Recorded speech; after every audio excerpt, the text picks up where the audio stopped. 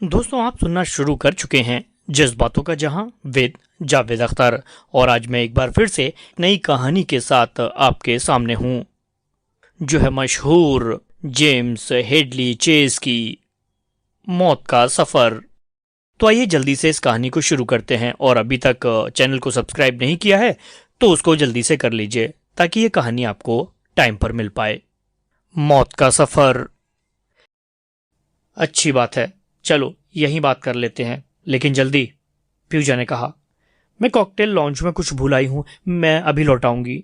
ये कहकर वो कॉकटेल लॉन्च में चली गई। लिंडसॉय अभी भी वहीं बैठा था। प्यूजा उसके पास जा बैठी। उसने लिंडसॉय को तसल्ली देते हुए कहा, मिस्टर लिंडसॉय, आपको ये नहीं समझना चाहिए कि मिस्टर फेनर आपके साथ कठोर व्यवहार कर रहे हैं। उनके पास आपके केस जैसा ही एक और केस है जिसकी वजह से वो परेशान हैं। लिंडसॉय ने सिर हिलाया और प्यूजा की ओर देखते हुए बोले, सोचता हूं कि मुझे उनसे नहीं कहना चाहिए था, लेकिन क्या करूं, मैं अपनी छोटी बेटी से बेहद प्यार करता हूं। लिंडसॉय के स्वर में निराशा थी। प्यूजा ने अपना बैग खोलकर एक छोटी सी नोटबुक निकाली। मुझे फैक्ट बताइए, मैं वादा नहीं करती, पर हो सकता है कि मैं उन्हें आपका काम करने के लिए तैयार कर सकूं। लिंडसॉय की आंखों में आशा की हल्की सी चमक जाग उठी। बोलो, तुम्हें क्या फैक्ट चाहिए?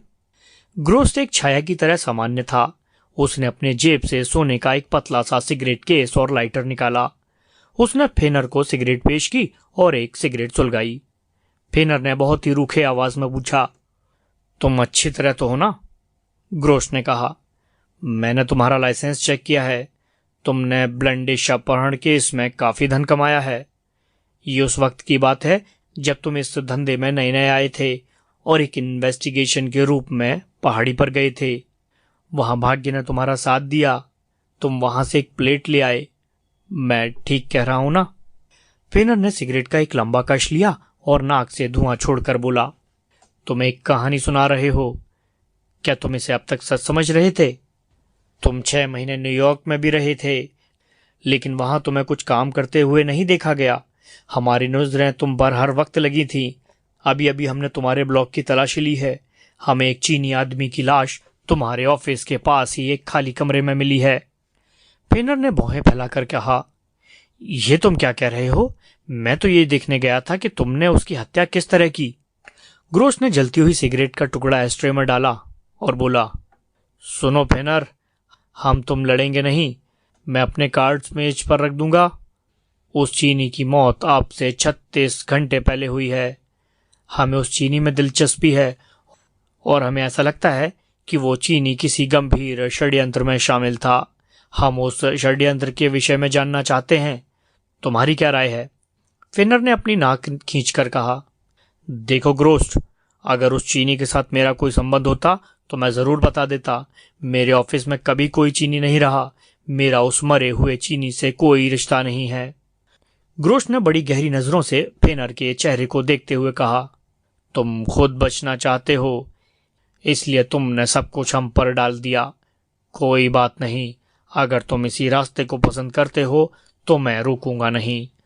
अगर हम तुम्हारी कोई मदद कर सके तो जरूर करेंगे, लेकिन अगर तुम जानबूझकर अपने आप को परेशानी में डालोगे तो हम तुम्हारी कोई मदद नहीं कर पाएंगे, क्योंकि इस स्थिति में सरकार तुम्हारी विरोधी बन जाएगी। फिनर ने उसे विश्वास दिलाते हुए कहा, ठीक है, अगर आपका ऐसा विचार है तो मैं इस विषय में खोजबीन करूंगा। इस समय तो मैं एक बहुत जरूरी काम में बिजी हूं। ग्रोस ने अपना सिर हिलाया। अपने काम में लगे रहो फिनर, मैं जल्द ही तुमसे फिर मिलूंगा। ग्रोस ने उठकर अपने रक्षकों की ओर देखा और फिर चला गया। प्यूजा कॉकटेल लाउंज से बाहर आई तो बाहर जाने वाले दरवाजे पर ही उसकी भेंट फेनर से हो गई। फेनर ने पूछा, तुम कहाँ थी? मैं मिस्टर लिंडसॉय से बात कर रही थी। मैंने उसकी छोटी बेटी के बारे में सारे फैक्ट इकट्ठे कर लिए हैं। सुनो प्यूजा, इस केस में मेरी कोई दिलचस्पी नहीं है और मैं इसमें कोई भी इंटरेस्ट नहीं लूंगा। प्यूजा चुप हो गई और उसके साथ सड़क पर आ गई। अपने ऑफिस में लौटकर फेनर अपनी मेज के पीछे अपनी रिवॉल्विंग चेयर पर जा बैठा। उसने एक सिगरेट सुलगाई और प्यूला को आवाज दी, यहां आओ बेबी। प्यूला ने अंदर जाकर धीरे से दरवाजा बंद कर दिया और उसके घुटने पर जा बैठी। उसके हाथ में नोटबुक देखकर फेनर ने अपना सिर झटक कर कहा, प्यूला, इस वक्त मैं तुम्हें डिटेक्शन नहीं दे रहा, मैं तुम्हारी कंपनी चाहता हूं। प्यूला ने मुस्कुराते हुए कहा, जैसी तुम्हारी मर्जी। फेनर ने सोचते हुए कहा, अगर मैं पादरियों जैसा आचरण अपना लूं तो मैं इस काले धन को बड़ी आसानी से सफेद धन में बदल सकता हूं।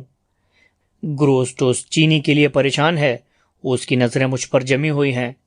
कुछ भी सही, मैं उस लड़के के साथ समझौता कर लूंगा। जरूर करो, तुम उसे अगर एक मौका दो तो वो तुम्हारे लिए लड़की भी खोज देगा। फेनर ने अपने सिर को झटका देकर कहा, मैं प्लानिंग कर रहा हूं, मुझे कुछ बताओ कि मुझे क्या करना चाहिए। प्यूला ने घड़ी को देखकर कहा, 5 बज रहे हैं, मुझे कुछ जरूरी काम है। तुम उस लड़की का ख्याल अपने दिमाग से निकाल दो, तुम अब उसे कभी नहीं पा सकोगे। जो भी हो, उस पागल ने मुझसे कांटेक्ट किया था। मैं नहीं जानता कि वो कौन थी, कहां से आई थी। मैं तो बस इतना ही जानता हूं कि वो अपनी बहन को चाहती थी, जिसकी 12 चीनियों में दिलचस्पी थी। अगर मरा हुआ चीनी उन्हीं में से एक था तो अब उसकी रुचि केवल 11 आदमियों में रह जाती है। वो मुझे उलझन में डालकर न जाने कहां चली गई। प्यूला ने बड़ी नरमी से कहा, हो सकता है उसने किसी को देख लिया हो जिसे वो जानती हो और उसे देखते ही वो अपना मानसिक संतुलन खो बैठी हो। फेनर ने एक पल सोचकर पूछा, क्या तुमने ऐसे किसी आदमी को देखा था जिसने उसे चोट पहुंचाई हो? प्यूला ने सिर को झटका देकर कहा, बाल्टीमोर लॉबी के बारे में तुम्हारा क्या विचार है? सोच में डूबा फेनर अपनी रिवॉल्विंग चेयर से उठकर कारपेट पर टहलने लगा। कुछ देर बाद उसने अचानक रुककर कहा, प्यूला, तुम जल्दी से घर चली जाओ और एक बैग पैक करके फौरन लौट आओ। तुम आराम कुर्सी पर तो सो सकती हो। प्यूला ने अपना कोट और हैट पहना और बोली, बात यह है देव कि जब भी मैं यहां सोती हूं रात भर विचारों का तांता लगा रहता है। और फिर वो दरवाजे के बंद होने की आवाज को पीछे छोड़ती हुई धीरे से बाहर निकल गई। फेनर ने कोई नंबर डायल किया और रिसीवर कान से लगाकर बोला, डी ऑफिस, मुझे ग्रोट से मिलाओ। उनसे कहो कि फेनर उनसे बात करना चाहता है। थोड़ी देर बाद ग्रोस की आवाज सुनाई दी, हेलो फेनर, क्या तुमने अपना विचार बदल दिया? क्या तुमने अपना इरादा बदल दिया? फेनर ने कहा, अभी नहीं, मैं एक अलग समस्या पर बात करना चाहता हूं, प्रॉब्लम पर बात करना चाहता हूं। तुमने जिस चीनू को यहां पड़े पाया था, क्या तुमने उसके ऊपर कोई चीज पड़ी पाई थी? ग्रोस ने हंसते हुए कहा, लगता है तुम नर्वस हो गए हो फेनर, तुम मुझसे कुछ भी नहीं जान सकते। फेनर ने गंभीर होकर कहा, सुनो ग्रोस्ट, ये केस अभी अभी शुरू हुआ है, इतनी जल्दी खत्म नहीं होगा। जब यह केस शुरू हुआ था तभी मेरी मुलाकात एक कुबड़ी से हुई थी। कोई उसे मार डालना चाहता है और मैं उसकी हत्या ना हो इसलिए उसे रोक लेना चाहता हूं। कुछ भी हो फेनर, मैं तुम्हें चेतावनी देता हूं, अगर तुमने उसे रोकने की कोशिश की तो जो कुछ होने जा रहा है उसका नतीजा तुम्हारे लिए ठीक नहीं होगा। मैं जानता हूं कि तुम उसे जानते हो। मैं तुम्हें अपने शिकंजे में जकड़ने जा रहा हूं, ग्रोस्ट ने कहा। निराश होकर फेनर अपनी कुर्सी पर बैठ गया और अधीरता से बोला, सुनो ग्रोस्ट, मुझे अपने क्लाइंट को बचाने का पूरा पूरा अधिकार है। अगर तुम बताना पसंद करो तो मुझे बता दो, मैं तुम्हारी जानकारी ब्याज समेत तुम्हें लौटा दूंगा। ग्रोस्ट ने शंकित होकर कहा, तुम चापलूस हो फेनर। खैर, मैं जो कुछ जानता हूं तुम्हें बता देता हूं। हमें वहां कुछ नहीं मिला था। वो उसे अंदर कैसे लाए? ये इतना कठिन नहीं था। वो उसे किसी बड़ी टोकरी में बिना पैक किए हुए पहले तुम्हारे ऑफिस में लाए और फिर उसे शूट करने के लिए उस खाली कमरे में ले गए। बात गढ़ने की कोशिश मत करो ग्रोस्ट, फेनर ने कहा। वो उसे मेरे ऑफिस में नहीं लाए थे। क्या किसी ने लाने वाले को देखा था? नहीं। अच्छा, धन्यवाद। एक दिन मैं भी तुम्हारे साथ ऐसा ही बर्ताव करूंगा। कोई बात नहीं, ये सुविधा तुम्ही को मुबारक हो। क्या किसी का गला काटकर सिल देना उसे सुविधा देना है? हाँ, लेकिन कोई बात नहीं, मैं देख लूंगा। मैं इसकी परवाह नहीं करता। फेनर ने रिसीवर प्रोंग पर टांग दिया। वो कई मिनट टेलीफोन के पास ही बैठा रहा। उसका मुंह सूख गया था और उसकी आंखों में थकान के बादल घिराए थे। प्यूला को वापस लौटने में 2 घंटे लग गए। उसने देखा फेनर अपनी कुर्सी में धंसा हुआ था।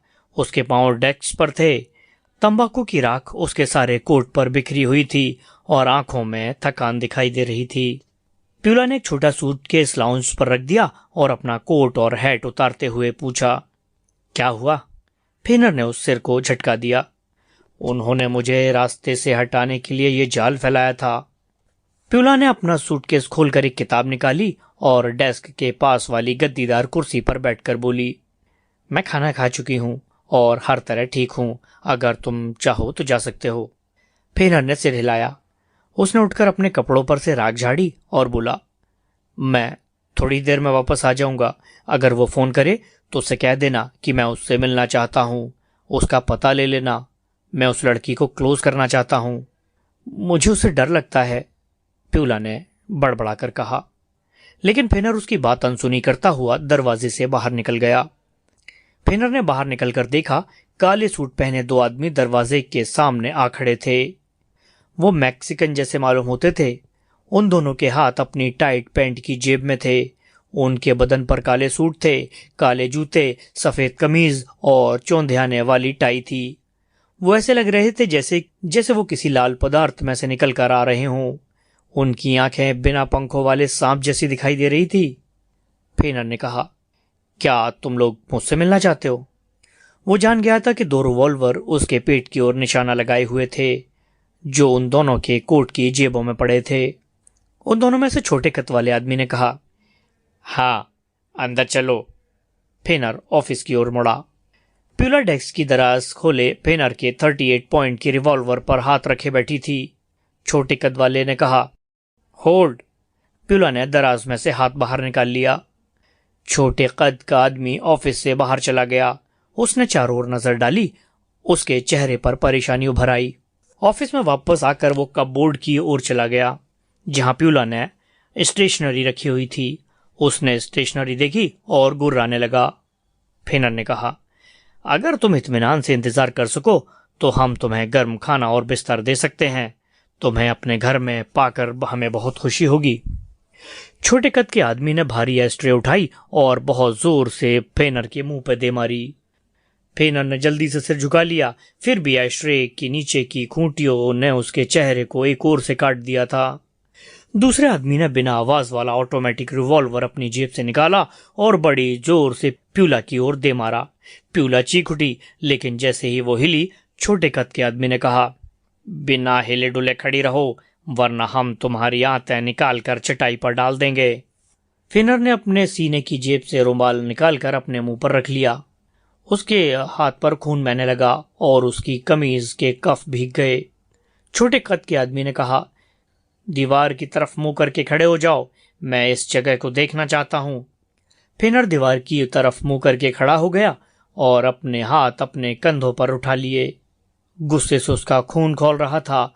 अगर उसे मौका मिल जाता तो वो न जाने क्या कर बैठता। प्यूला अपनी जगह पर उसी तरह खड़ी थी, लेकिन उसे मौका मिलना कठिन था। छोटे कद के आदमी ने फिर फेनर से कहा, अपना कोट उतार कर मुझे दो। फेनर ने कोट उतारकर उसके आगे फेंक दिया। छोटे कद का आदमी शेर के बच्चों की तरह डेस्क के किनारे पर बैठ गया और फेनर के कोट की तलाशी लेने लगा। उसके कोट में एक छोटी सी डायरी मिली। उसने डायरी के पन्ने उलट पुलट कर देखे और फिर कोट की अच्छी तरह तलाशी लेने के बाद कोट फर्श पर फेंक दिया। फिर वो उठकर फेनर के पास गया और उसकी ऊपर से नीचे तक तलाशी लेने लगा। फेनर ने महसूस किया उसने सुगंधित खाना खाया था। उसकी उंगलियां गले को चारों ओर खुजाने लगीं।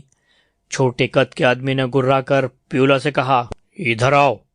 प्यूला का चेहरा लटक गया।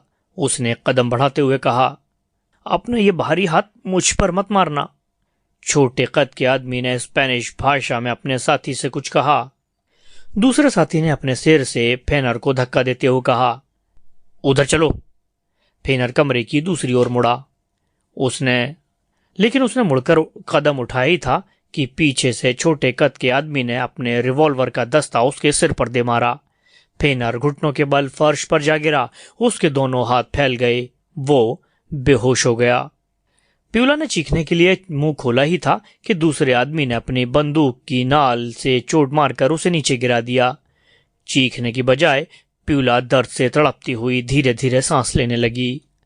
छोटे कद के आदमी ने उसकी बांह पकड़ी और उसे सीधा खड़ा कर दिया और उसकी तलाशी लेने लगा, लेकिन उसे जिस चीज की तलाश थी वो चीज उसे नहीं मिली। दूसरे आदमी ने उसे दूर धकेल दिया और मेज के किनारे पर जा बैठा। छोटे कद के आदमी ने जल्दी जल्दी ऑफिस की तलाशी ली। वो इस तरह तलाशी ले रहा था जैसे तलाशी लेने का मास्टर आदमी हो। फिर वो ऑफिस से बाहर निकल गया। उसने वहां भी तलाशी ली। फेनर को होश आ गया था। उसने छोटे आदमी के मुड़ने की आवाज सुनी, पर उसकी मांसपेशियां काम नहीं कर रही थीं। उसने उठना चाहा, लेकिन वो हिल भी नहीं पाया। उसकी आंखें गुस्से और दर्द से लाल हो उठीं।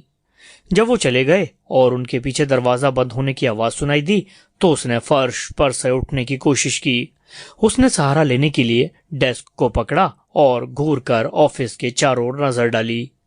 प्यूला गठरी बनी बैठी थी। उसने गुस्से से चिल्लाकर कहा, धिक्कार है तुम्हें, मेरी तरफ मत देखो, मेरी तरफ मत देखो। फेनर जैसे जैसे उठा और ऑफिस के बाईं ओर बने छोटे कमरे में चला गया। वो बेसिन के सामने जा खड़ा हुआ। उसने ठंडा पानी हाथ में लेकर सिर पर डाला। पानी एकदम लाल हो गया। उसने धीरे धीरे पानी से सिर का घाव साफ किया और फिर कपबोर्ड की तरफ चला गया। उसने स्कॉच की अधभरी बोतल और 2 गिलास निकाले। उसने एक गिलास में स्कॉच उड़ेलकर एक लंबा घूंट भरा। उसके सिर में भयानक दर्द हो रहा था। स्कॉच ने उस दर्द को दूर कर दिया। उसने दोनों ग्लासों में स्कॉच उड़ेली और उन्हें लेकर धीरे धीरे ऑफिस की तरफ चल दिया। इस बीच प्यूला उठकर खड़ी हो गई थी, लेकिन वो अभी भी चीख चिल्ला रही थी। पेनर ने स्कॉच से भरा गिलास डेस्क के किनारे रख दिया और बोला, बेबी, इसे उठा लो, तुम्हें इसकी जरूरत है। प्यूला ने पहले उसे देखा और फिर उस गिलास को देखने लगी। वो उसकी तरफ बढ़ी और उसने धीरे से गिलास उठा लिया। उसके सफेद चेहरे पर उसकी आंखों में ज्वाला धधक रही थी। उसने स्कॉच फेनर के मुंह पर फेंक दी। फेनर रुमाल से अपना मुंह साफ करने लगा। प्यूला ने अपने हाथों से अपना मुंह ढक लिया और रोने लगी। फेनर डेस्क के पीछे की ओर बैठ गया। गिलास खाली करके उसने एक तरफ रख दिया और रुमाल से गर्दन साफ करने लगा।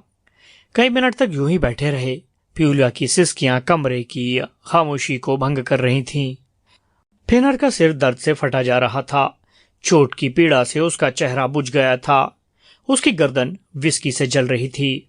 उसने सिगरेट केस से सिगरेट निकाली और उंगली में दबा ली। उसकी उंगलियां कांपने लगीं। प्यूला ने रोना बंद करके अपने चेहरे पर से हाथ हटाए बिना कहा, तुम सोचते हो कि तुम जिद्दी हो और तुम जो भी कुछ सोचते हो ठीक सोचते हो। तुम जो कुछ करते हो ठीक करते हो। तुमने मामूली बंदूकधारियों को यूं ही चले जाने दिया जिन्होंने हमारे साथ ये सब कुछ किया। मेरे भगवान, ओ देव, क्या तुम सो रहे हो? तुम कमजोर और पीले पड़ गए हो। क्या तुम सुन रहे हो? मैं तो तुम्हारे साथ इसलिए चली आई थी कि तुम न केवल अपनी बल्कि मेरी भी देखभाल करोगे, लेकिन मैंने गलती की। तुम यहाँ बैठे रहे और तुमने उन्हें बाहर जाने दिया और फिर चुपके से बोतल की ओर खिसक गए। देव, मुझे धक्के दिए गए, मुझे मसला गया है। प्यूला ने तकिए को कसकर पकड़ लिया और सिसकने लगी। कुछ देर के बाद अपनी सिसकियां रोककर कहा, तुमने उन्हें मेरे साथ ये सब कैसे करने दिया? फेनर चुपचाप बैठा सुनता रहा। उसका मुंह सूख गया था और चेहरा बर्फ के टुकड़े की तरह सफेद पड़ गया था। उसकी आंखें आधी खुली हुई थी। उसने धीरे से कहा, मैं यहीं बैठा था। तुम ठीक हो हनी? उसने प्यूला के पांव पकड़ लिए। मुझ पर नाराज मत हो, जल्दी सब कुछ ठीक हो जाएगा। ऑफिस का दरवाजा बंद कर लो, मैं कुछ काम करने जा रहा हूं। फेनर ने झटके से डेस्क की दराज खोली और उसमें से 38 पॉइंट का रिवॉल्वर निकाल लिया। उसका पॉइंट ठीक किया, हत्थे को कवर किया और तेजी से ऑफिस से बाहर निकल गया। सड़क पर बाहर आकर फेनर ने एक टैक्सी ड्राइवर को इशारे से बुलाया और शहर की किसी गंदी गली का पता बताकर टैक्सी में जा बैठा। जब सड़क पर टैक्सी चल रही थी, शाम की ट्रैफिक से सड़कें भरी हुई थीं। वो अपने विचारों में इतना डूबा हुआ था कि उसके पैर का बचाव हुई उसे अपनी उपस्थिति का आभास करा देता था। ड्राइवर ने 7वां एवेन्यू पार किया और कोलाहल भरी गली में मुड़ गया। कुछ देर बाद उसने टैक्सी रोक दी। फेनर उछलकर टैक्सी से उतर गया उसने जेब से $1 निकालकर ड्राइवर की ओर फेंक दिया और फिर इस बात की परवाह किए बिना कि बच्चे उसके पैरों से उलझ रहे हैं, वो आगे बढ़ने लगा। काफी दूर चलने के बाद वो टूटी फूटी सीढ़ियों के पास पहुंचकर रुक गया। उसने घंटी बजाई। एक पल के बाद दरवाजा खुल गया। एक अभद्र दिखाई देने वाली बुढ़िया दरवाजे में खड़ी थी। फेनर ने धीरे से पूछा, आइक अंदर है? तुम कौन हो? उससे कहो फेनर उनसे मिलने आया है। बुढ़िया ने दरवाजे की जंजीर खींचकर उसे खोल दिया और बोली, लेकिन श्रीमान, आप ऊपर कैसे जा सकते हैं? आज की रात लिंकन आराम कर रहा है। लेकिन फेनर उसे पीछे धकेलता हुआ अंधेरी सीढ़ियों पर चढ़ने लगा। वहां की दुर्गंध और धूल उसकी नाक में घुसने लगी। उसने मुंह सुकुड़ लिया। पहली मंजिल पर पहुंचकर उसने एक दरवाजे को थपथपाया। अंदर खांसी की आवाज और बड़बड़ाहट सुनाई दी। फिर दरवाजा धीरे से खुला और एक छरहरा हष्ट पुष्ट नौजवान, जिसकी दाढ़ी बड़ी थी, उसे कुत्ते की तरह घूरते हुए सामने आ खड़ा हुआ। हाँ, उसने कहा, आइक से कहो कि फेनर उससे मिलना चाहता है। नौजवान ने दरवाजा बंद कर दिया। फेनर ने उसे किसी से कुछ कहते सुना। दरवाजा फिर खुला और नौजवान ने सिर हिलाकर कहा, अंदर आ जाओ। अंदर आइक बुश एक मेज पर 4 आदमियों के साथ बैठा पोकर खेल रहा था। फेनर बुश के ठीक पीछे जा खड़ा हुआ। दूसरे लोग उसे शक की निगाह से देखने लगे। आइक का बदन लंबा तगड़ा हष्ट पुष्ट था। उसका चेहरा रौबीला था। उसकी भौहें टेढ़ी थी। उसकी मोटी मोटी उंगलियों में ताश के पत्ते इस तरह लग रहे थे जैसे वो उन पर छाया हुआ हो। फेनर थोड़ी देर खड़ा खड़ा उसे खेलते हुए देखता रहा। फिर उसके ऊपर झुककर उसके कान में धीरे से बोला, क्या तुमने गुप्त रूप से किसी को यहाँ छुपा रखा है? उसने एक नजर फेनर पर डाली और फिर अपने कार्डों को देखने लगा। उसने अपने दिमाग में घुमड़ते विचारों को एक ओर झटक कर फर्श पर थूक दिया। उसने कार्ड मेज पर फेंक दिए, कुर्सी पीछे धकेली और उछलकर पूछा, तुम क्या चाहते हो? फेनर ने जल्दी से कहा, 2 कवनों को, जो काले सूट पहने हुए हैं, काले झुके हुए हैट, सफेद कमीज, चमकदार टाई और नुकीले जूते। उनके कपड़े बहुत ही चुस्त हैं। आइक ने अपने सिर को झटका दिया। नहीं, मुझे नहीं मालूम, वो यहां नहीं आए। फेनर ने गंभीर स्वर में कहा, तब जल्द पता लगाओ कि वो कौन है। मैं 2 दिन के अंदर अंदर उन्हें पाना चाहता हूं। आइक ने पूछा, उन्होंने तुम्हारे साथ क्या किया है? फेनर ने सिर घुमाकर चोट दिखाई, फिर गाल का घाव भी दिखाया और बोला, वो दोनों आदमी मेरे ऑफिस में आए थे और मुझे ये सब देकर भाग गए। आइक की आंखें गुस्से से जलने लगी। उसने कहा, ठहरो, और फिर कमरे के दूसरे कोने में चला गया जहां एक छोटी सी मेज पर टेलीफोन रखा हुआ था। काफी देर तक फोन पर बातचीत करने के बाद जब उसने रिसीवर क्रेडल पर रख दिया तो फेनर ने उसके पास जाकर पूछा, क्या उनका पता लगा? हाँ, आइक ने अपने मुंह पर आए पसीनों को पोंछते हुए कहा, वो लोग शहर में 5 दिन से हैं। कोई नहीं जानता कि वो किस नरक से आए हैं। उन्होंने नाले के रास्ते पर साझे में एक मकान किराए पर ले लिया है। मैंने पता मालूम कर लिया है। उलझन भरा मामला है। कोई नहीं जानता कि उनका इरादा क्या है। फेनर ने टेलीफोन के पास रखा कागज उठा लिया जिस पर आइक ने पता लिखा था। आइक ने पूछा, तुम क्या करने जा रहे हो? क्या तुम्हें 1-2 लड़कों की जरूरत है? फेनर खुश होकर मुस्कुराया और फिर धीरे से बोला, मैं अरेंजमेंट कर सकता हूं। आइक ने बिना लेबल लगी एक काली बोतल उठाई और पूछने के अंदाज में फेनर की ओर देखकर बोला, तुम्हारे जाने के पहले। फेनर ने अपने सिर को झटका और आइक का कंधा थपथपाकर बाहर आ गया। टैक्सी ड्राइवर अभी भी उसका इंतजार कर रहा था। फेनर सीढ़ियों से नीचे आया तो उसे देखकर ड्राइवर टैक्सी से उतर आया और खींचे निपोरते हुए बोला, मैं ये समझा था कि ये तुम्हारा नहीं है, इसलिए मैं रुका रहा। आप कहो कहाँ जाना है? फेनर दरवाजा खोलकर अंदर जा बैठा और बोला, तुम्हें काफी दूर चलना है और ट्रेन की रफ्तार से चलना है। ड्राइवर ने गंभीरता से कहा, ये दिन खुशी भरे दिन है। शायद तुम भी अपना नारियल तोड़ने जा रहे हो, लेकिन कहाँ? नाले के पुल के दूसरी तरफ, लेकिन मैं आराम करने जा रहा हूं। टैक्सी 7वें एवेन्यू की रोशनी भरे रास्ते पर बढ़ने लगी। ड्राइवर ने पूछा, तुम्हें किसी की तलाश है? नहीं, फेनर गुर्राया। मेरी चाची चुप रहना ज्यादा पसंद करती थी। ड्राइवर एकदम चुप हो गया। जब टैक्सी नाले पर पहुंची तो चारों ओर घना अंधेरा छाया हुआ था। फेनर ने ड्राइवर को किराया चुकाया और पास के ही एक बार में घुस गया। उसने बैरो को बुलाकर खाने का ऑर्डर दिया और फिर जैसे ही उसने खाना शुरू किया, उसके सामने उस लड़की का चेहरा नाच उठा जो आज उससे मदद मांगने आई थी। वो खाना छोड़कर बाहर आ गया। वो तेजी से चलकर 10 मिनट में वहां पहुंच गया। वो किसी से पूछे बिना ही सही रास्ते पर चल रहा था। वो हर छाया पर गहरी नजर डालते हुए चला जा रहा था। उसे जिस घर की तलाश थी वो गली के किनारे पर था। एक बड़े अहाते के अंदर एक 2 मंजिला मकान एक संदूक की तरह दिखाई दे रहा था। उस मकान का दरवाजा ठीक सामने की ओर था। किसी भी खिड़की से रोशनी आती दिखाई नहीं दे रही थी। फेनर ने धक्का देकर दरवाजा खोला और घुमावदार रास्ते से आगे बढ़ने लगा।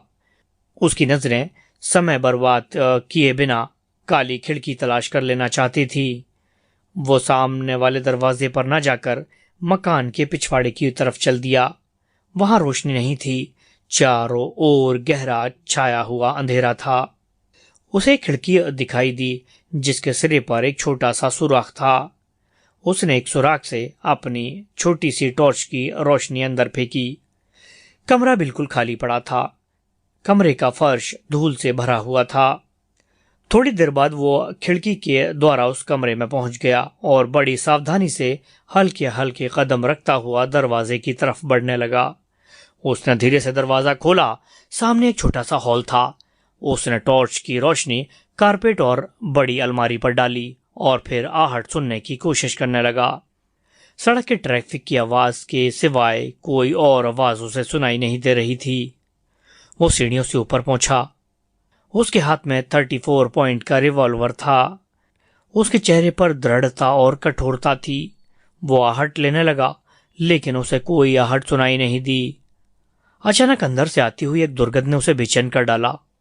उसने हैरानी और नफरत से अपनी नाक सिकोड़कर कहा, ये बदबू किसकी हो सकती है? उसके सामने 3 दरवाजे थे। उसने बीच का दरवाजा चुना। उसने धीरे से दरवाजा खोला। बदबू और तेज हो गई। ये बदबू ऐसी थी जैसे मांस बेचने वालों की दुकानों पर आती थी। उसने हट ली और फिर अंदर जाकर दरवाजा अंदर से बंद कर लिया। उसने टॉर्च जलाई और उसकी रोशनी पूरे कमरे पर डाली। ये एक सुसज्जित बेडरूम था, सोने का कमरा। उसकी उंगली रिवॉल्वर के ट्रैगर पर थी। उस कमरे में कोई भी नहीं था। वो बिल्कुल भी समय बर्बाद नहीं करना चाहता था। वो टॉर्च की रोशनी डालते हुए कमरे का निरीक्षण करने लगा। वो किसी औरत का कमरा था। ड्रेसिंग टेबल पर मेकअप का और दूसरा सामान रखा हुआ था। पलंग छोटा सा था। उस पर नाइट ड्रेस पहने ऊन के बालों वाली एक गुड़िया तकिया लगाए हुए बैठी थी। फेनर बड़ी अलमारी के पास चला गया। उसने अलमारी खोली। सामने ही खूंटी पर पहनने के एक जोड़ा कपड़े टंगे थे। कपड़े वही थे जिन्हें पहनकर मैरिन डिले उनसे मिलने आई थी। उन कपड़ों के अलावा अलमारी में उस खाने में कुछ और नहीं था। उसने अलमारी में से वह कपड़े निकालकर पलंग पर फेंक दिए। उसने उछक्कर अलमारी के ऊपरी खाने में देखा। अलमारी के सबसे ऊपरी खाने में एक छोटा साफ सुथरा हैट टंगा था। उसने उसे भी निकालकर पलंग पर फेंक दिया। एक दूसरे खाने के अंदर पहनने वाले कपड़ों का एक बंडल था जिसमें कमरबंद, गैलिस और दूसरे कपड़े थे। उसने सारे कपड़े निकालकर पलंग पर फेंक दिए। फिर वो ड्रेसिंग टेबल के पास आ गया। उसने आईने के पास वाली छोटी दराजों को खोला। एक दराज के अंदर एक हैंडबैग था। उसने बड़ी कठिनाई से उसे बाहर निकाला और वो उसे लेकर पलंग पर आ बैठा। उसने हैंडबैग खोला और उसका सामान निकालकर कारपेट पर फेंकने लगा। उसे ये सब अच्छा नहीं लग रहा था। उसने बड़े ध्यान से उसे टटोला। उसने हैंडबैग की एक जेब में 2 और उंगलियां डाली और उसकी नली में से कॉपी का एक मरोड़ा हुआ सलवटे पड़ा हुआ कागज का टुकड़ा निकला। वो एक लेटर था। वो लेटर पढ़ने लगा। की वेस्ट, प्यारी मेरिन, चिंता मत करो। नोलन ने मेरी मदद करने का वादा किया है। अभी से ज्यादा कुछ नहीं जानता। मेरा विचार है कि अब सब कुछ ठीक हो जाएगा। पत्र के आखिर में किसी के हस्ताक्षर नहीं थे। फिनर ने पत्र को सावधानी से मोड़कर अपने सिगरेट केस में रख लिया और सोचते हुए पलंग पर बैठ गया। की वेस्ट और 2 कौने। उसने महसूस किया कि उसे एक महत्वपूर्ण सूत्र मिल गया है। वो उठकर खड़ा हो गया और बड़ी सावधानी से कमरे की तलाशी लेने लगा। उसने पूरे कमरे की तलाशी ले डाली, लेकिन उसे कुछ नहीं मिला। उसने कमरे का दरवाजा बंद करके स्विच ऑफ किया और सीढ़ियों की ओर चल पड़ा। तभी न जाने क्या सोचकर वो बाईं ओर के कमरे की तरफ चल पड़ा।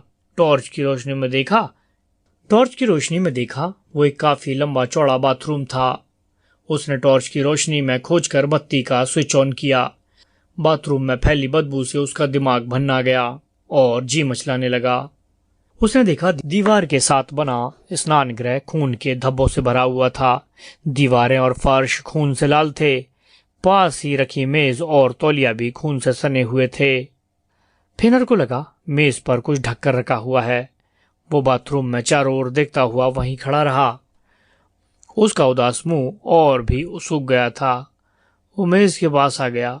उसने अपने रिवॉल्वर की नाल से तौलिया एक ओर हटा दिया और तौलिया के हटते ही